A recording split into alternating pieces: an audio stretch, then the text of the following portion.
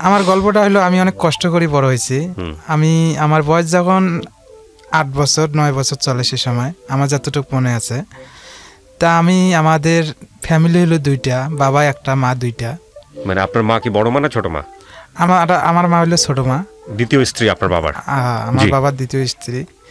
তা খুব অভাবের সংসার, যেহেতু আমার বড় মার ছেলেরা বিয়ে শাদী করছে, ওরা অনেক বউ বাচ্চা নিয়ে ওরা সবাই সেপারেট হয়ে গেছে, আলাদা আলাদা খায়। আমাদের বাবা আমাদের পাশেই থাকে, আমরা সবাই ছোট সিরিয়ালে 5 ভাই 2 বোন, বোনরা বড়।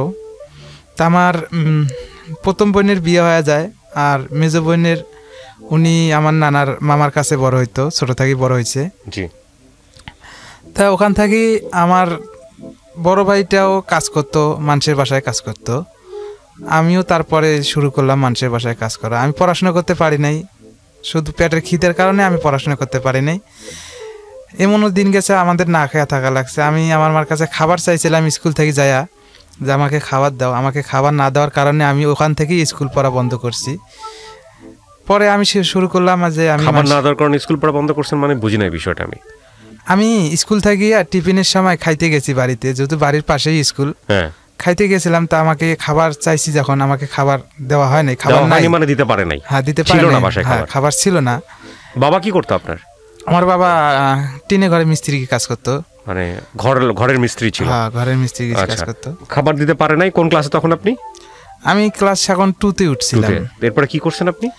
তারপরে আমি যখন চিন্তা করলাম যে না, আমি এভাবে থাকবো না, আমি কাজ করব। স্কুলে যাব না? স্কুলে যাব না, ওখান থেকে আমার স্কুল বন্ধ। আমি ওখান থেকে ওই যে খাবার না দেওয়ার কারণে আমি স্কুল বন্ধ করে দিয়েছি। কোথায় ছিল আপনাদের বাড়িটা? আমাদের বাড়িটা ছিল নীলফামারী, এই রংপুর। হ্যাঁ, রংপুর, রংপুর। হ্যাঁ, নীলফামারী জেলা, কিশোরগঞ্জ থানা। আচ্ছা। বাড়ি স্কুলটা আমার বাড়ির পাশেই, প্রাইমারি স্কুল, সরকারি স্কুল। পরে চিন্তা ভাবনা করলাম যে না, আমি আর স্কুল পড়বো না, আমি কাজ করব। পরে চিন্তা করলাম কাজ কই করব। পরে আমি মানুষের কাছে বলি যে আমি এরকম কাজ করব, কোথায় যা কাজ করা যায়। পরে আমাকে একজন খবর দিল যে অমুকের বাড়ি কাজের লোক নেবে, তুমি যাইতে পারো। পরে আমি চিন্তা করলাম যে না, কাজ করাই যত লাগবে মানুষের বাড়িতেই কাজ করব। পরে আমি প্রথমে আমার এলাকা থেকে 1 কিলো দূরে এক বাড়ি ছিল, ওখানে কাজে ঢুকলাম। ওখানে ওনার একটা বাচ্চা ছিল, ছোট বাচ্চা, ওনাকে সবসময় নিতে হতো। গরুর খাবার টাবার দেওয়া হতো, বাড়ির উঠান ঝাড়ু দেওয়া, বাসন মাজা, এইসব কাজ করতাম। ওখানে প্রায় আমি করলাম বছর খানিকের মতন। করার পরে ওখানেও ভালো লাগে না। পরে যেহেতু বাড়ি কাছে, বাড়িতে যাইতাম। পরে একদিন হঠাৎ করে ওখান থেকে চলে গেলাম বাড়িতে আবার কিছুদিন থাকলাম। গরুর কাজ করতে নেই ছোটবেলায়? আচ্ছা, তারপর? পরে বাড়িতে যে আবার মনে করেন যে কিছুদিন থাকলাম, ভালো লাগে না। পরে ঠিক করলাম যে আবার কাজ করব। পরে ঠিক করলাম যে আমাদের বাড়ির পাশেই এক মাস্টারের বাড়ি, ওখানে কাজ নিলাম। কাজ নেওয়ার পরে ওখানে কাজ করলাম। ওখানেও ভালো লাগে না, ওখানেও গরুর ঘাস কাটা লাগে, সবসময় গরুর উপরে থাকা লাগে, বাসারও কাজ করা লাগে। পরে ওখান থেকেও কাজ বাদ দিয়ে দিলাম। বাদ দেওয়ার কারণে পরে ওখানে প্রায় 1.5 বছরের মতন কাজ করছে ওই বাড়িতে। ওখানে না ভালো লাগার কারণে পরে আবার আরেক বাড়িতে গেছি, ওখানেও কাজ করছি। ওখানে অবশ্য ভালো ছিল, ওদের ব্যবহার খুব ভালো ছিল। ওনারা খুব ভালো মানুষ, আমার সবসময় ছেলের মতন দেখতো, আমাকে কোনো কাজের চাপ দিত না। তা ওখানে শুধু ওদের একটা গরু ছিল, শুধু ওই গরুটা দেখাশোনা করতাম।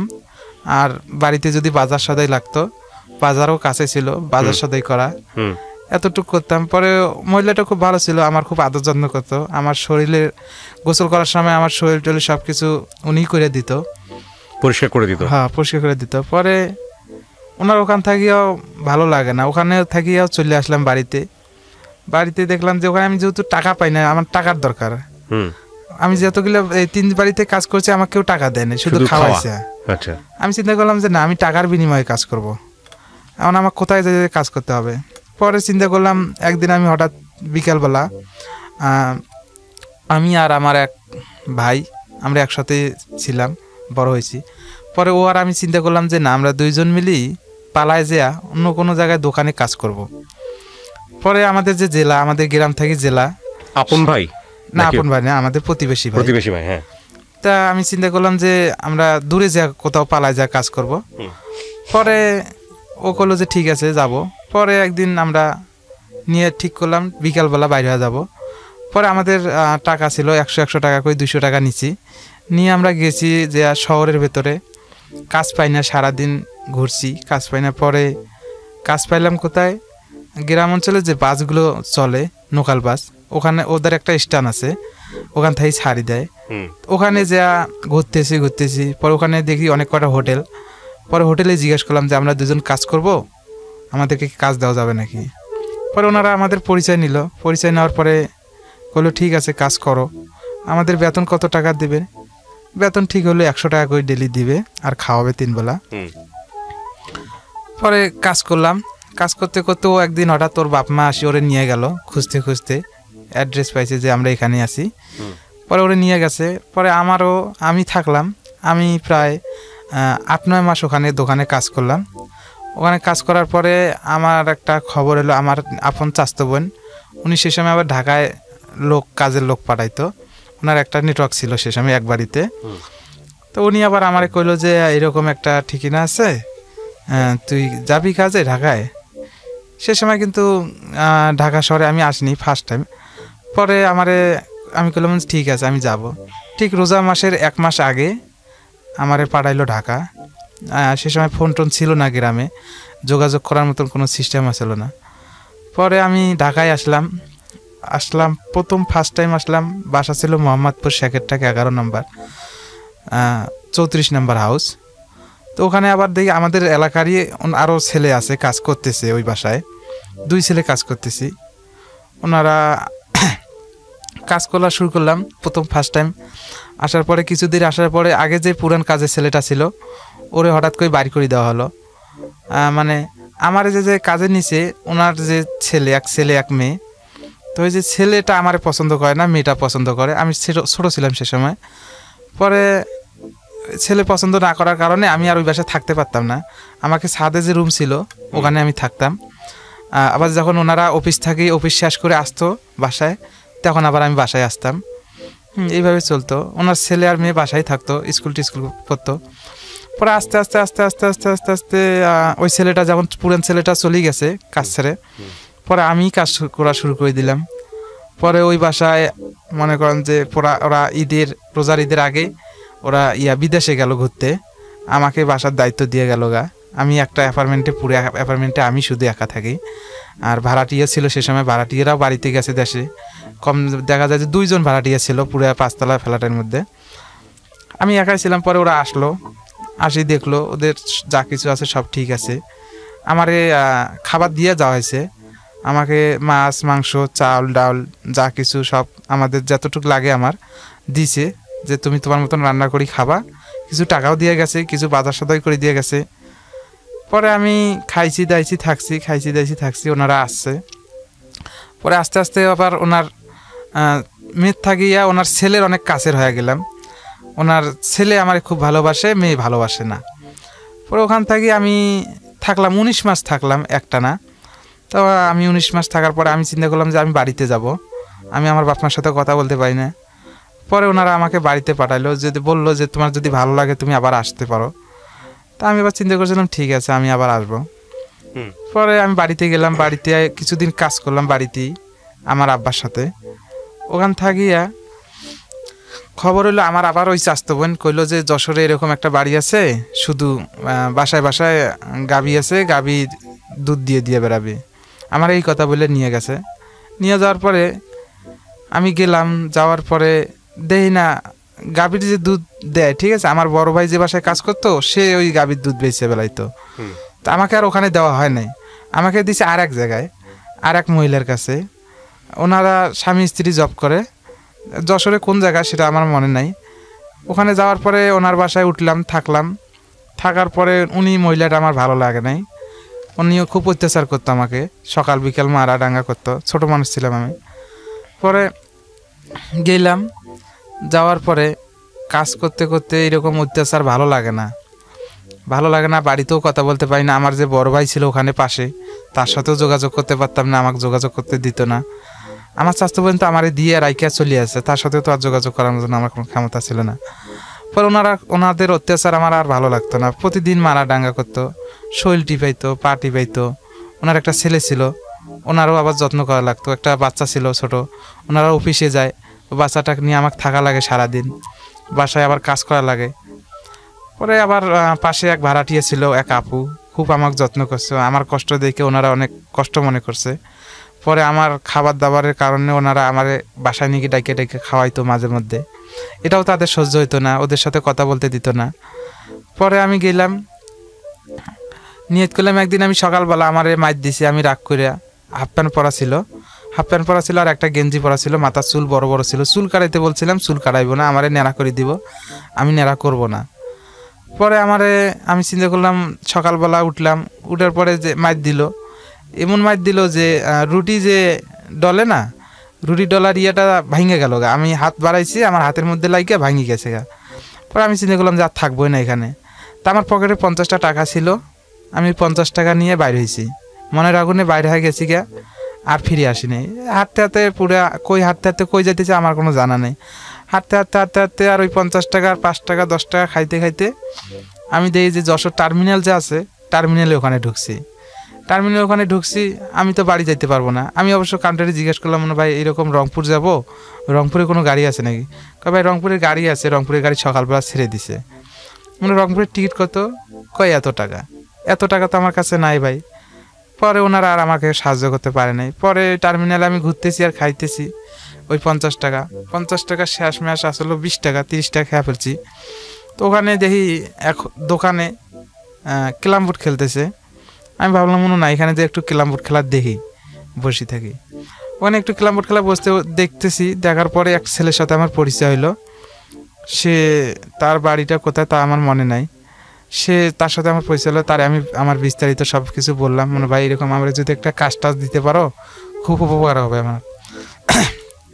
পরে উনি কি করলো, কয় ঠিক আছে তুমি চলো আমার সাথে, চলো আমার এলাকায়, আমাদের এলাকায় কাজ আছে, আমরা দুইজন আমাদের বাড়ির থেকেই কাজ করব। আমি ভালো মনে করি, ঠিক আছে বললাম, ঠিক আছে চলো যাই। পরে ও আবার আমার কাছ থেকে 20 টাকা নিল, কয় গাড়ি ভাড়া দেওয়া লাগবে, তোমার 20 টাকা দাও, আমার কাছে যা টাকা আছে এই টাকা দিয়ে গাড়ি ভাড়া দিয়ে যাই। পরে ও কী করলো, ও বাজারের ছাদের ওপর উঠলো, প্রায় ঘন্টা দেড়েকের মতন বাস চলছে। চলার পরে গেলাম, যাওয়ার পরে নামলাম, ওই ছাদের ওপর গেছি, আমাদের আর ভাড়া টাড়া লাগে নাই। পরে যাওয়ার পরে ওখান থেকে আমারে নিয়ে যাচ্ছে ওর বাড়িতে, বাড়িতে নিয়ে যাচ্ছে। তা আমি এক বাজারের ভেতর দিয়ে যাচ্ছি, মনে করেন যে ওটা হলো একটা থানার আশেপাশে তো একটু আছে, দোকানপাট আছে, গ্যামজাম আছে। তো ওখানে আমি যাইতেছি আর দেখতেছি, এক রাস্তা তো, গাড়ি থেকে নামিয়ে এক রাস্তা, ওই রাস্তা দিয়ে যাইতেছি। ও আবার ওই আমি যে 20 টাকা দিলাম ওখান থেকে আবার 10 টাকার 2টা কলা নিয়েছে, 5 টাকা দামের। দুইজন 2টা কলা খাইতেছি আর যাইতেছি, খিদে লাগছে। তো ঠিক ওখানে যে প্রায় 12টা 1টার মতন বাজে, 12টা 1টা বাজে। পরে এক রাস্তা থেকে 2 রাস্তা বাইরে হয়ে গেছে গায়ে, এক রাস্তা থেকে আর এক রাস্তা বাইরে হয়ে গেছে, ওখানে 2টা হয়ে গেছে। পরে আবার আমি চিন্তা করলাম, ও কইতেছে তুমি এক কাজ করো, আমার বাড়ির সামনেই, তা তুমি এখানে বসো, আমি আমার বাড়িতে তোমার ব্যাপারে আমি বললে আমি তোমারে নিয়ে যাব একসঙ্গে। হ্যাঁ, ও আমারে কইলো যে ঠিক আছে। আমি কইলাম ঠিক আছে তুমি যাও, আমি এখানে বসতেছি, তুমি আমারে রাইকা যাইও না। হ্যাঁ, তোমার যদি সমস্যা হয় আমাকে আবার, আমি যেখানে ছিলাম আমারে ওখানেই রেখে আসো, আমার যদি ওখান থেকে ওখানে ওই বাসার রাস্তা চিনে আছে, আমি যাইতে পারবো। পরে ও বললো ঠিক আছে, আমি যদি তোমাকে নাও রাখতে পারি তোমাকে আবার রেখে আসবো। পরে ও ওই যে ওখান থেকে গেছে, আর আসার কোনো খবর নেই। আমি তার জন্য পথচায় রয়েছি। আস্তে আস্তে আস্তে সময় ঘুরিয়ে যেতেছি, দেখতেছি ওখানে একটা হসপিটাল আছে, সরকারি হসপিটাল। তা ওখানে একটা দেখি টিউবওয়েল আছে, আমি ওই টিউবওয়েলের পানি খাইতেছি আর আছি, সে আসবে, সে তো আসে না। এরকম হইতে সন্ধ্যা হয়ে গেছে, 7টা 8টা বাজে গেছে রাতের। পরে আমি চিন্তা করতেছি, না এভাবে তো থাকা যাবে না, খিদেও লাগছে, প্রচুর খিদে লাগছে, এত খিদে লাগছে যে আর বলার মতো না, পানি খেয়ে কতক্ষণ থাকবো। পরে চিন্তা করলাম, না দেখি যদি এখানে আশেপাশে অনেক দোকান ঘাট আছে, দেখি যদি কোনো কাজ টাজ পাই নাকি। পরে আমি চিন্তা করলাম যে না, আমি আর এভাবে থাকবো না, আমাকে একটা কাজ খুঁজতেই হবে। পরে আমি খুঁজতেছি কাজ, তো দেখি কেউ আমার কাজ দেয় না, আমি অচেনা মানুষ, অপরিচিত মানুষ, আমার কেউ কাজ দেয় না। পরে শেষমেশ একটা দোকানে, হোটেল ছিল ওখানে, ওই হোটেলে যা বললাম কাকা এরকম আমার বিপদ, আমি এরকম হয়ে আসছি, আমাকে এরকম করে ফালাই থিয়ে গেছে গা, আমার একটা কাজ দিবেন, দোকানে কাজ করার মতন কাজ আছে। পরে উনি আমারে কইতেছে তোমার বাড়ি কোথায়? আমি বাড়ি টাড়ি সব কিছু বললাম। পরে বললাম আমার বিস্তারিত সব কিছু জানার পরে উনি কইতেছে হ্যাঁ তোমাকে কাজ দেওয়া যায়, সমস্যা নাই, তুমি কাজ করতে পারো। তা আমি আবার বললাম না কাকা আমার বেতন কত দিবেন? পরে উনি কইতেছে বেতন কত চাও তুমি? তা আমি বলছি যে আমার বেতন ডেলি 50 টাকা দেওয়া লাগবে, খাওয়া থাকা সব আপনার। তো উনি কইতেছে না তোমার ডেলি 20 টাকা করে দেবো, খাওয়া থাকা সব আমার। পরে আমি বললাম যে ঠিক আছে, আমার যেহেতু পেটে খিদে আমার কাজ করতেই হবে, আমাকে 20 টাকা করেই দিন, সমস্যা নেই। পরে উনি ওখানে প্রায় থাকলাম, আমি যাইতেছি আমার দিন, আমার অত বাড়ির কোনো চাহিদা নাই, হ্যাঁ বাড়ির কোনো টেনশনও নাই। আমি ওনারে ওখানে সময় নিয়েছি যে আমি আপনার দোকানে 1 বছর কাজ করার পরে আমি কিন্তু চলে যাব, আমাকে কিন্তু সেখন আপনি আটকাইতে পারবেন না। আচ্ছা।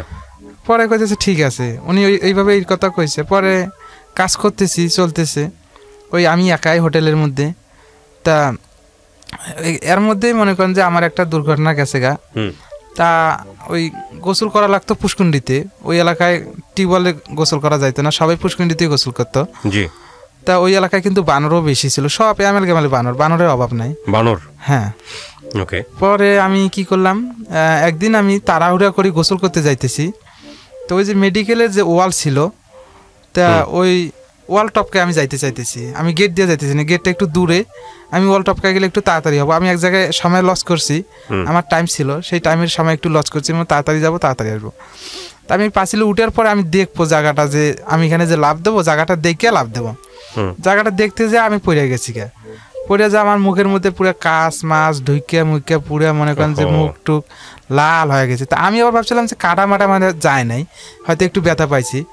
পরে যেমন আমি উইটে দৌড় দিয়া ওখানে পুষ্কুণ্ডির পাড়ে গেছি।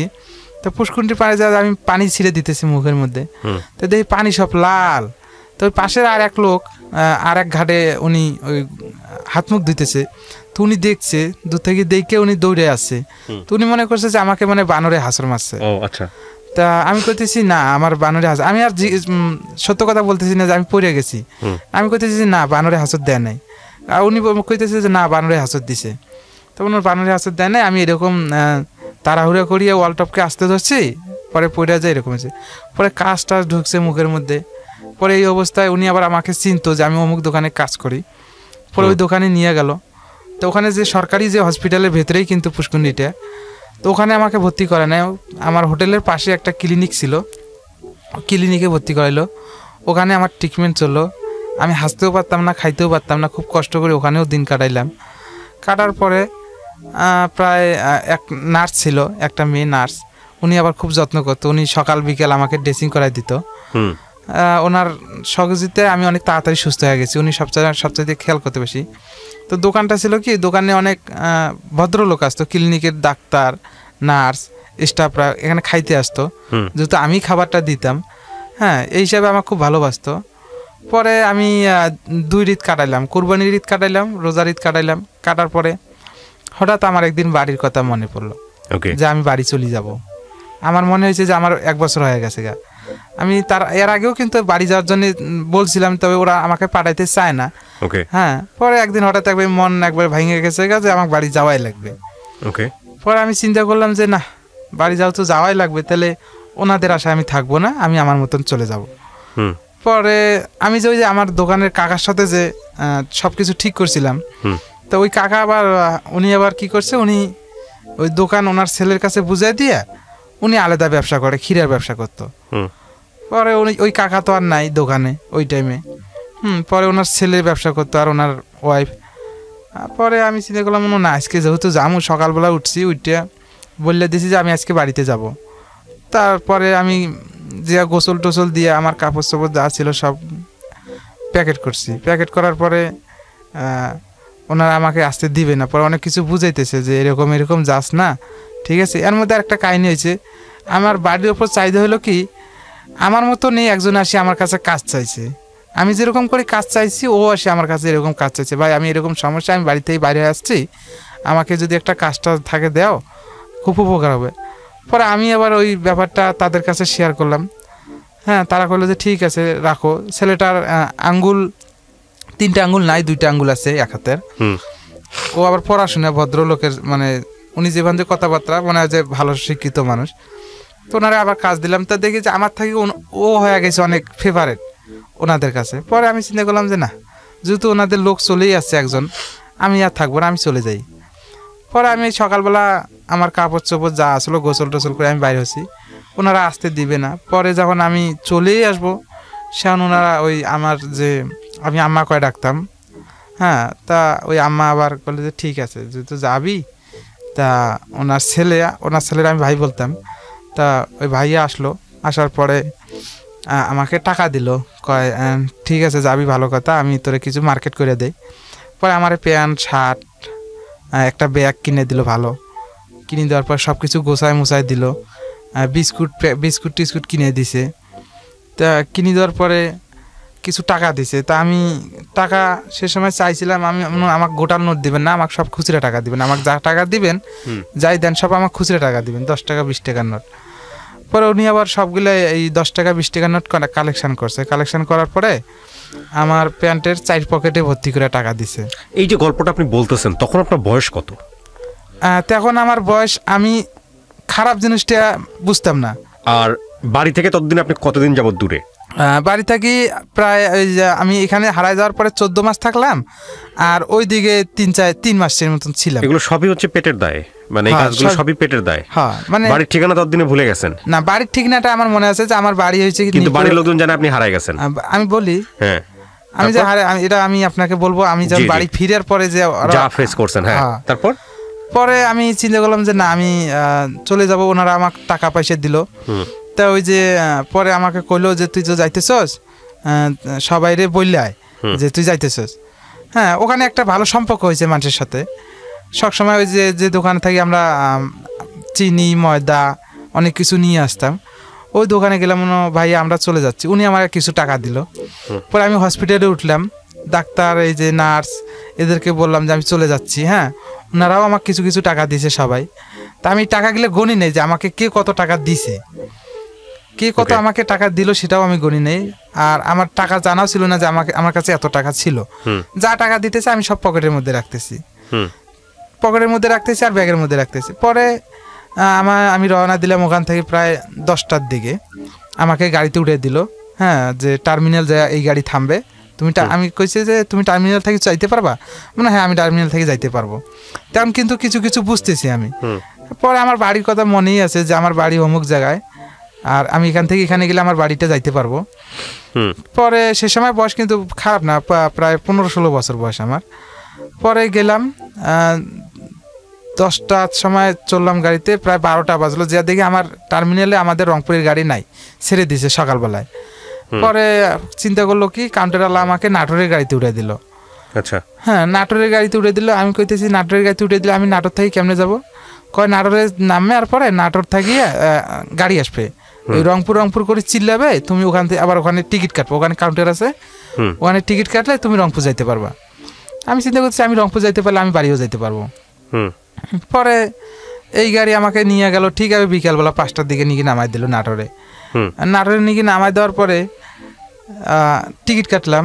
আমি আবার একটা কেক খাইলাম, খাওয়ার পর টিকিট কাটলাম, টিকিট কেটে বসে রয়েছি। বসে থাকার পর অনেকক্ষণ পরে একটা গাড়ি আসলো। তা আমি তো কাটছি টিকিট সিটের আশায়। এখন যে গাড়ি আসছে পুরো গাড়ি বলক দাঁড়ায় দূরায়, লোকজন একবারে গলিতে মলিতে ভর্তি করে নিয়ে যাচ্ছে, লোকাল বাস। পরে এখন কি করলাম, বাধ্যতামূলক আমাকে ওই গাড়িতে উঠে লাগলো। দাঁড়ায় থেকে যাইতেছি, এমনি দাঁড়ায় আইছি, ওই গাড়িতেও দাঁড়ায় আইছি, যশোর থাকিয়ে দাঁড়ায় আইছি নাটোর পর্যন্ত। পরে এখানেও দাঁড়ায় আসলাম, প্রায় 12:30 রাতের বাজে। হ্যাঁ, 12:30টার সময় নাকি আমাকে রংপুরে নামাই দিল। তা আমি আবার চিন্তা করলাম যে না, একটু কিছু খেয়া নেই। পরে আমাদের ওখানে রংপুরের মেডিকেল মোড়ের অপর সাইডে হোটেল আছে, ওখানে যে আমি ভাত টাত খাইলাম, খেয়া টেয়া দেখি আমাদের যে বাড়ি যে লাইনে, ওই লাইনে কোনো গাড়ি নাই, একটা লাস্ট টিপ গাড়ি আছে, ওটা জল ঢাকা যাবে। তো জল ঢাকা যাবে, আমি চিন্তা করলাম যে জল ঢাকা যদি যায় তাহলে আমার মাগুরা কিন্তু আমার চিনে, হ্যাঁ, মাগুরা আমার চিনে। পরে আমি কি করলাম যে তাহলে আমি মাগুরায় নামিয়ে আমি বাড়িতে যাব। আচ্ছা, পরে ওই জল ঢাকার গাড়িতে চললাম। চলার পরে আমাকে গাড়িটা ছাড়লো প্রায় 1টার সময়। ছাড়ার পরে বৃষ্টি হইতেছে, সেদিন আবার অনেক বৃষ্টি। পরে গেলাম, যাওয়ার পরে আমাকে আবার 4জন ছেলে আমাকে জিজ্ঞেস করতেছে বাড়ি কই, কোথায় থেকে আসতেছো। আমি তারে আবার বিস্তারিত সবকিছু কইছি। তো ওনারা আমার জিজ্ঞেস করতেছে চলো তুমি আমাদের বাসায় চলো, রাতটা থেকে সকালবেলা রওনা দিও, রাতের বেলা কেমনে যাবা। আমি আবার চিন্তা করতেছি না আমি আবার যাব, পরে আমার হয়তো টাকা পয়সা হয়তো দেখতে পারে, আমার পকেট যেহেতু টাকা আছে ওনারা বুঝতেই পারে যদি। হ্যাঁ, পরে আবার চিন্তা করলাম না আমি বাড়িতেই যাব, সমস্যা নাই, আমি আপনাদের বাড়িতে যাব না। পরে মাগুরে যা নামলাম, নামার পর দেখি একটা একটা ভ্যানই আছে শুধু, উনি ওই যে বসে রয়েছে বৃষ্টির মধ্যে। পরে ওনারে জিজ্ঞেস করলাম কাকা আমাকে এরকম, আমার বাড়ি কিশোরগঞ্জ থাকি আরও 5 কিলো ভেতরে, আপনি যাইতে পারবেন নাকি। আমি আবার আমার বাড়ির অ্যাড্রেস দিলাম যে অমুক জায়গায় আমার বাড়ি, আপনি যদি যান তাহলে আমাকে বলেন। উনি করলো যে হ্যাঁ ঠিক আছে যাবো, তোমাকে আমি তোমার বাড়ি পর্যন্ত, আমি বললাম যে আমার বাড়ির উঠানে নিয়ে গিয়ে আপনাকে নামায় দেওয়া লাগবে, এর আগে কিন্তু আপনি আমাকে রাস্তাঘাটে নামাই দিতে পারবেন না। পরে বললো যে ঠিক আছে। পরে গেলাম, ওনার ভাড়া ঠিক হলো, উনি ভাড়া চাইছি 200 টাকা। আমি পরে ওনাকে কইছি যে আমি 150 টাকা দেবো, শুধু আপনি আমাকে নিয়ে যান। পরে উনি আবার ওই যে একটা কাগজ দিল, মাথার মধ্যে দিলাম, দিয়ে বসলাম। পরে যাইতে পথে আবার আরও 2 জন নিল, হ্যাঁ আমাদের কিশোরগঞ্জ থানার লোকের। পরে যাইতেছি, যাওয়ার পরে আমার বাড়ি যাইতে যাইতে আমার বাড়ি থাকি আমি প্রায় একটু আগেই নামছি, যেহেতু আমার বাড়ি চলেই আসছি, ওরা আমার এলাকার ভেতর ঢুকে গেছি গা বাড়ির রাস্তায়, একটু আগেই নামছি যে না আমি হাইটটা যাবো গা। হ্যাঁ, রাতে 3টা বাজে গেছে গা। পরে ওনারে ছাইড়ে দিলাম, ছাড়ি দেওয়ার পরে আমি দৌড়ে যাইতেছি, আর আমার মনে যে এত আনন্দ, এত যে খুশি লাগতেছে যে আমি বলতে পারতেছি না, আমার বুকটা ফাইটা যাইতেছে খুশির আনন্দে যে আমি বাড়িতে আসছি, এতদিন পর আমার বাড়িতে আসছি। আমি দৌড়ে দৌড়ে বাড়িতে যাইতেছি, জোরে জোরে ধাপ ধাপ করে পা ফেলায় বাড়িতে যাইতেছি, অন্ধকার রাইতে, কিছু দেখি না চোখে, তাও দৌড়াইতেছি। হ্যাঁ, যে আমার নিশানা আছে যে এইটাই রাস্তা আমার। পরে আমি বাড়িতে যাইতেছি, সব বাড়ি কিন্তু সে সময় কারেন্ট ছিল না, পুরো অন্ধকার বাড়ি।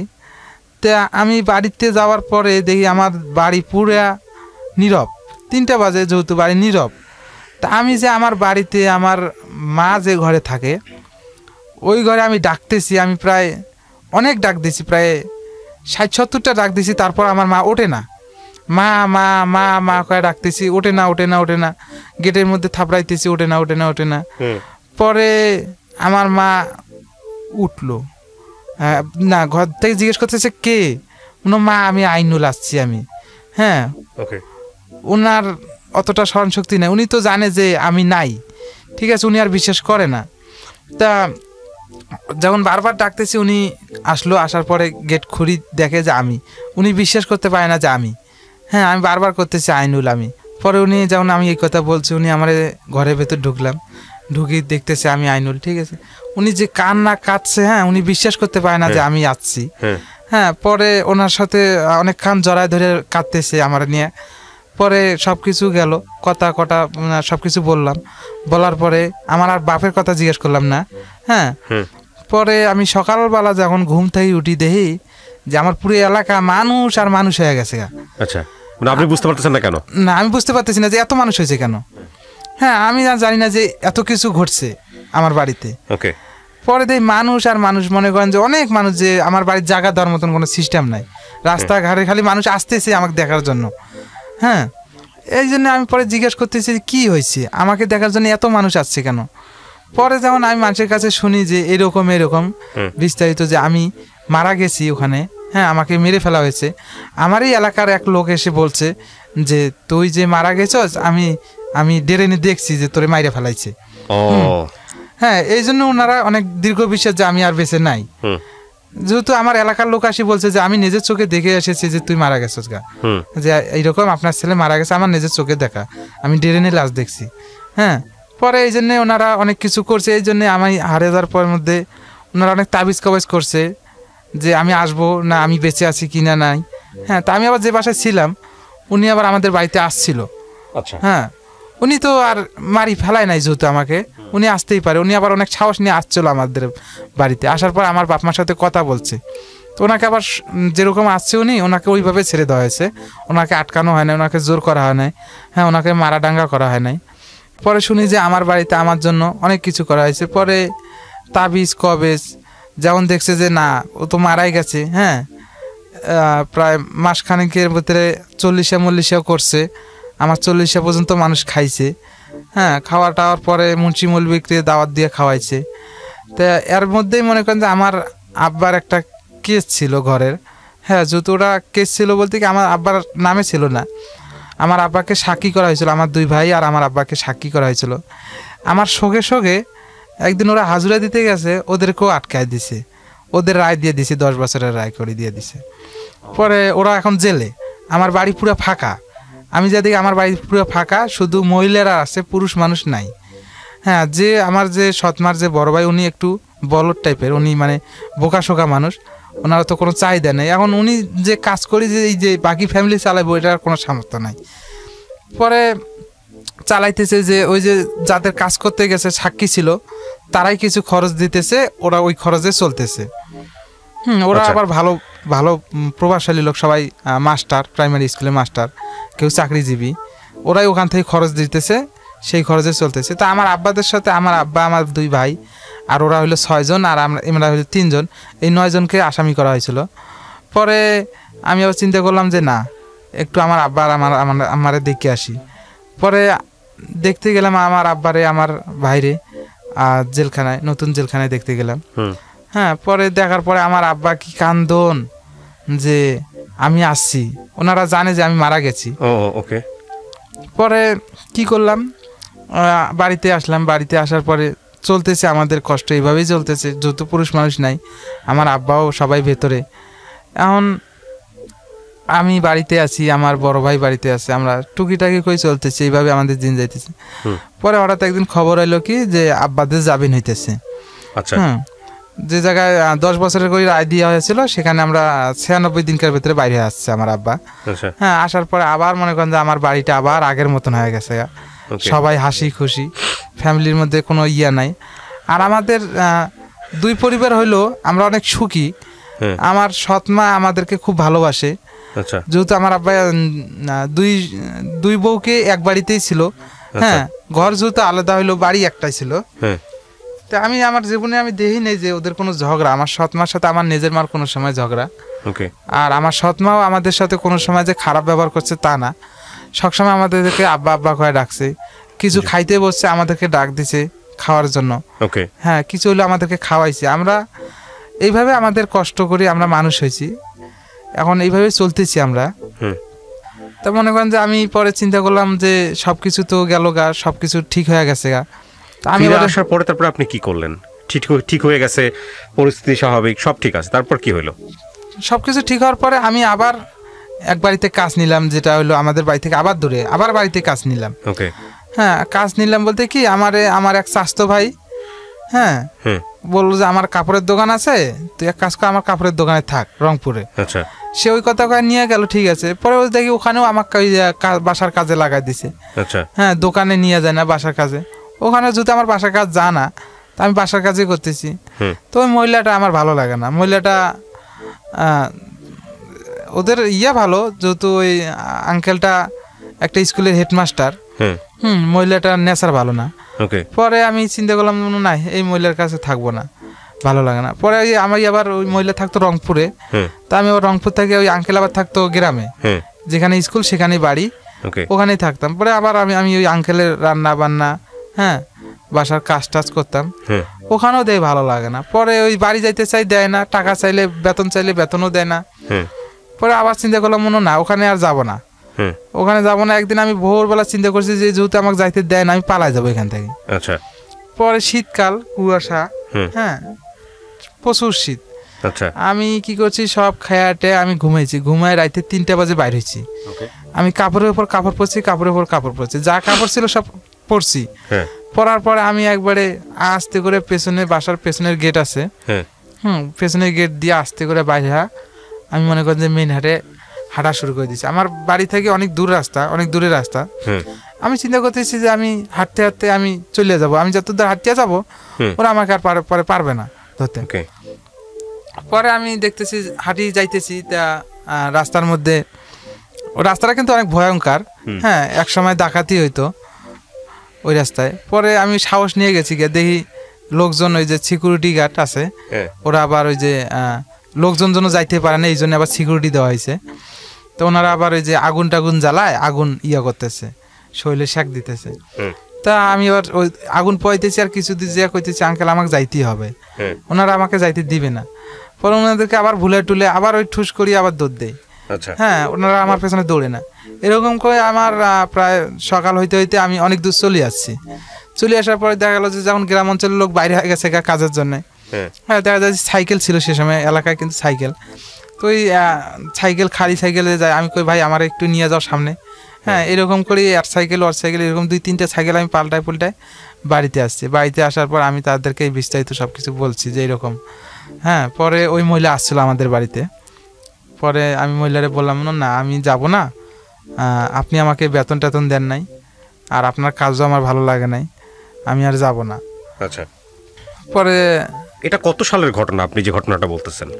সে সময় আমার বয়স 17-18 বছর হবে। আর এখন বয়স কত আপনার? এখন বয়স আমার 26 বছর। তার মানে আরো 8 বছর আপনার জীবনের গল্প বাকি আছে। হ্যাঁ, তারপর কি হলো? তারপরে মনে করেন যে আবার আস্তে আস্তে ওখান থেকে চিন্তা করলাম না, আমার বড় ভাই এবার সে সময় কাজ করতো রাজমিস্ত্রির কাজ। হ্যাঁ, আমি রাজমিস্ত্রির কাজে যোগ দিলাম। রাজমিস্ত্রির কাজে যোগ দেওয়ার পরে গেলাম কই নরসিংদীতে মাধবী নরসিংদী। হ্যাঁ, ওখানে কাজ করতে গেলাম। ওখানে আমার বেতন হইল কি সপ্তাহে 1 সপ্তাহ কাজ করব, আমাকে টাকা দিবে 1000 থেকে 1200 টাকা। যদি আমি ভালো কাজ করতে পারি আমাকে 1200 টাকা দিবে, আর যদি আমি নর্মাল কাজ করি তাহলে আমাকে 1000 টাকা দিতে পারে। পরে আমি ওখানে কাজ করতেছি, আমি সিমেন্টের বস্তা উঠে মাথায় নিতে পারতাম না। ওখানে অনেক কষ্ট করে কাজ করলাম, প্রায় সপ্তাহে টাকা দিত 600, 700, 800। ফুল টাকাটা দিত না, যেটা আমাকে 1000 টাকাতে 1200 টাকা দেওয়ার কথা ছিল ওইটা আমাকে দিত না কন্ট্রাক্টর। না দেওয়ার কারণে আমি তারপর কাজ করতাম, আমি আর বাড়ি আসতাম না, ওই কাজই করতাম। কিছু কিছু টাকা বাড়িতে পাঠাই দিতাম, লোকজন বাড়ি আসতো, যেহেতু আমরা একই এলাকার লোক আসলো অনেকজন, ওদের দ্বারা টাকা দিয়ে পাঠাইতাম। এইভাবে ওখানেও কাটলাম অনেকদিন। পরে ওখান থেকে আবার বাড়িতে গেলাম। বাড়িতে যাওয়ার পরে চিন্তা করলাম যে আর এত কষ্টের কাজ করব না। হ্যাঁ, পরে কি করলাম, কই গেলাম, চট্টগ্রামে গেলাম। আচ্ছা, চট্টগ্রামে আবার সে সময় আমাদের এলাকার লোকজন কম বেশি সবাই ওই যে জাহাজ কাটে না, ওখানে জাহাজ কাটা কাজ করতো। তো ওখানে আবার পরিশ্রমের কাজ। পরে ওখানে নিয়ে গেল, আমি অনেক আমার চাচাতো ভাইরা গেছে ওরা আবার নিয়ে গেল, কয় চল যাই, যাওয়ার পরে দেখা যাবে নেওয়া যায় না যায়। ওখানে আবার 18 বছরের নিচে হলে নেয় না, সে সময় আমার 18 বছর হয় নাই।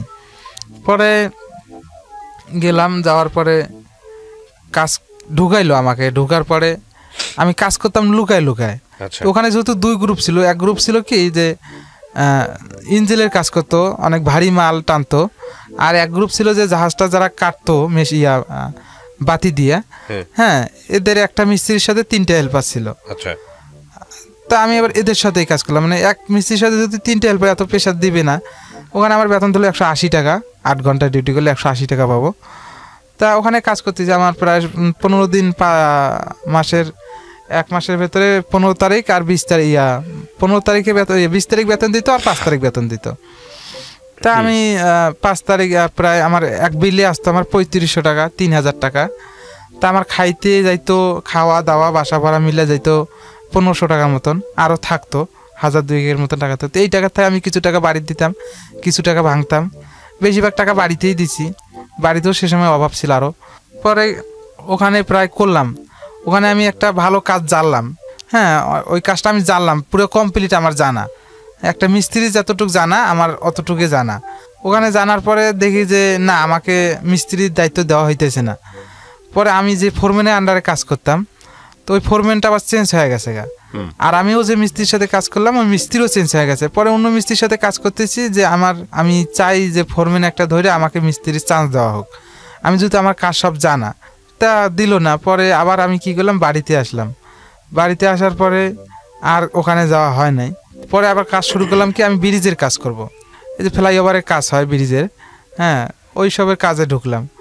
ওই সবের কাজের প্রথমে আমি গেলাম কই, যখন এই পদ্মা সেতুর ওই পারে কি বল হবে শুরু করছে কাজ, পদ্মার ওই পারে যে কাজ শুরু করছে কি বল, যে যারা এই রাস্তার কাজ শুরু করছে নতুন করে। আগে তো এখন যে রাস্তাটা নিয়ে গেছে, আগে কিন্তু খাল ছিল। হ্যাঁ, খালের উপর দিয়ে কিন্তু রাস্তাটা করা হয়েছে, মানুষের জমি টমির উপর দিয়ে। তো ওইগুলোর ভেতরে কিছু কালভার্ট পড়ছে, ফ্লাইওভার পড়ছে। তো ওইসব কাজ করতেছি। ওখানে আমি প্রায় 3-4 মাস কাজ করলাম। তো ওখানে ওই টাকা পয়সার সমস্যা, বেতন টেতন দিতে চায় না। না দেওয়ার কারণে প্রায় 2-3 মাস কাজ করলাম, করে টাকা পয়সা যেটুক পাচ্ছি নিয়ে আসছি। এইভাবে চলতেছে। কাজ করার পরে আবার আসি আমি, এই আমার প্রায় 20 বছর যখন হয়ে গেছে গা, 20 বছর বয়স পার হয়ে গেছে গা, সেখন আমি এখন তো সব কিছু বুঝি। পরে চিন্তা করলাম মনে হয় এইসব কাজও করবো না। পরে এই যে আমার এই ড্রাইভিং লাইনে আইছি আমি। এখন আমি গাড়ি চালাটা, আমার বোন কইতেছে যে তুই ঠিক আছে, তুই যেহেতু ভারী কাজ করতে পারস না, তা তুই এক কাজ কর, তুই আমার কাছে আয়, তোর বোন জামাই তোর গাড়ি চালা শিখাইবে, তুই শিখি। হ্যাঁ, ও বারবার ফোন দেয়। পরে আসলাম, আসার পরে গাড়ি চলা শিখতে গেলে এখন বসে থেকে শিখতে হবে, কাজ করে শিখার মতন কোনো বুদ্ধি নেই। তা আমি যদি কাজ না করি তাহলে আমার বাড়ির সমস্যা, আমার বাড়িতে টাকা দিতে হবে। হ্যাঁ, পরে কাজ নিলাম কি, আমি সাইডের কাজ করতেছি। সাইডের কাজ করতেছি বলতে আমি 2 দিন কাজ করি, 3-4 দিন বসে থাকি। 4 দিন বসে থাকি বলতে কি, আমি ওই যে বন্ধু বান্ধবের সাথে, ওরা ড্রাইভারি করে, হ্যাঁ, ওরা যদি ফোন টোন দেয় তাহলে আমি যাই, যে অমুক জায়গায় আসো, হ্যাঁ তোমাকে গাড়ি দিতেছি আমি। পরে এইভাবে শিখতেছি। শিখেটা আমার কমপ্লিট হয়নি, আমার লেখাপড়া ছিল না, আমার পড়াশোনা একবারে নাই। তা আমি লাইসেন্স বানাইতে দিছি, লাইসেন্সে আমার টাকা বেশি নিছে, আমার পড়াশোনা ছিল না, কাজ ছিল অনেক। পরে লাইসেন্সটা বানাইছি, লাইসেন্সটা বানাই এখন আমি চাকরি পাই না, যেহেতু আমি নতুন অবস্থায় চাকরি পাবো না। একজন তার নতুন অবস্থায়, আমি নতুন যে গাড়ি চালাতে পারবো কি না পারবো এটা আমার দেখলেই বুঝতে পারবে। পরে এইভাবে চলতেছে, আজকে ওয়ার ডিউটি করতেছি, আজকে এয়ার ডিউটি করতেছি, এরকম করতে করতে আমার এক ভাগ্নে আমার একটা চাকরি দিল। তার সে যে চাকরিটা করতো, যে মামা তুমি এই চাকরিটা করো, আমি কয়েকদিন বাড়িতে থাইকে আসি, 10-12 দিন আমি ছুটিতে যাই, তুমি বদলি করো।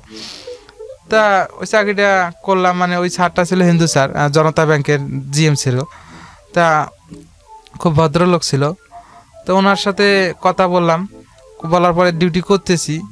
ডিউটি করা অবস্থায় আমার প্রায় 15 দিন নাই যাইতে মনে করেন আমার গাড়িটা দিল মারি ডাইন সাইডে, বড় লরি একটা বাংলা মোটরে মারিয়া দিল। তা উনি আমার কিছু কইলো না। ওনার গাড়িটা দিয়ে আমি প্রথমে ঢাকা শহরও চিনতাম না, ওনারটা দিয়ে আমি শিখছি, উনি আমার চিনে দিয়েছে সব কিছু। এইভাবে আস্তে আস্তে শিখতেছি। এখন মনে করেন যে আমার গাড়ি চালাটা কমপ্লিট। আমি এখন ঢাকা শহরে সব কিছু রাস্তাঘাটও চিনি, সব কিছু জানি। আর আমি যে কোনো জায়গায় চাকরি করতে গেলে আমি চালাইতে পারবো, যে কোনো গাড়ি আমি চালাইতে পারি। এখন আমি পুরো একবারে ফিট। এখন আমার কোনো সমস্যা নাই, যে কোনো জায়গায় আমি চাকরি করতে গেলে পারবো, আমার কোনো সমস্যা নাই। এই ছিল আমার জীবনের গল্প। কেন বললেন আজকে আপনি গল্পটা? আমার কথা বলার আগে আপনার কাছ থেকে একটু জানি, এই গল্পটা আপনি কেন বললেন?